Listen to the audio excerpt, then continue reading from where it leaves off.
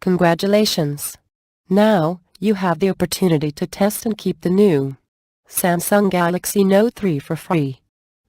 Click the link in the description below this video now, before the offer is over. But these are actually some interesting tablets, and it seemed like a lot of you guys were curious too. So taking a look here, of course they have all the same faux leather back and stitching as the Galaxy Note 3s, and they actually kind of feel the same way in the hand, including the difference between colors and black versus white. And the series is of course a whole range of screen sizes, as I mentioned, as Samsung likes to do.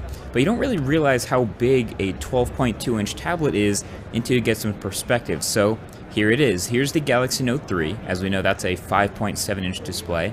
And then we have the Galaxy Tab Pro 8.4 with, of course, an 8.4-inch display.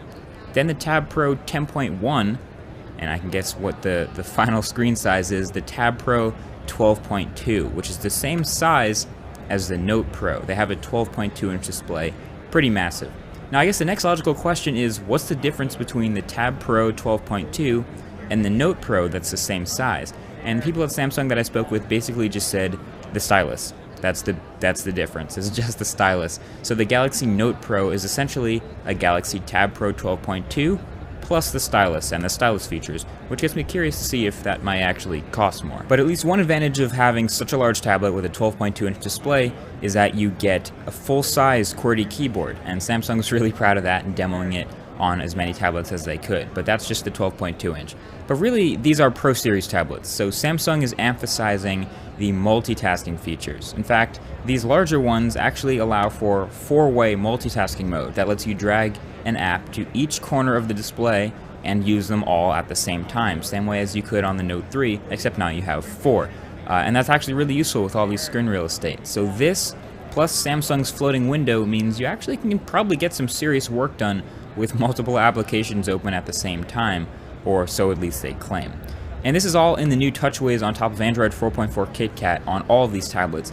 And you can kind of tell by the gray color scheme in the notification bar and by some other subtle changes, but really it's all about TouchWiz again, and you could probably never tell what version of Android it's running if you didn't check. But the notification bar is the biggest change I noticed. It's way more colorful and bold, which is pretty amazing considering how colorful and bold TouchWiz was in the first place. And there's also a new whole tablet UI with all these panels that reminds me a lot of Chameleon, which was a launcher on Android earlier that allowed you to move around and resize the different panes. This basically does the same thing on sort of a TouchWiz colorful level. But other than that, the new hardware was pretty much what we'd expected out of Samsung. There were unfortunately no front-facing speakers to be found on any of these tablets, but something really nice is that they all have 2560 by 1600 displays, including the 8.4-inch Tab Pro, which I think makes it the highest pixel density in any mid-sized tablet form factor. The rest of them are up to 1080p. So that's really nice, and it also has an 8200 milliamp hour battery to power it all, and it's not really all that thick. It has a high-end processor, 2 gigs of RAM. Sounds like a really nice device, and of course I need to get my hands on it and test it for myself to know, but if it's actually as good as it seems, then I'm pretty excited for the Tab Pro 8.4. Click the link below this video now, and claim your free exclusive gift.